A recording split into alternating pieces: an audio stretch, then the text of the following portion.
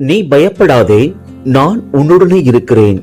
திகையாதே, நான் உன் தேவன். நான் உன்னை பலப்படுத்தி உனக்கு சகாயம் பண்ணுவேன். என் நீதியின் வலது கரத்தினால் உன்னை தாங்குவேன்.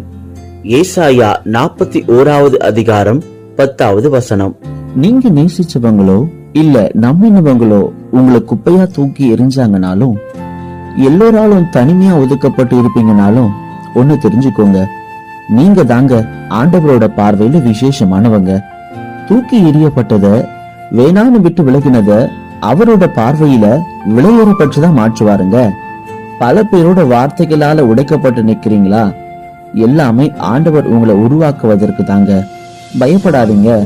இயேசு கிறிஸ்து அவரோட நீதியின் வலது கரத்தினால ஒவ்வொரு நாளும் உங்களை தாங்குவாருங்க. God bless you.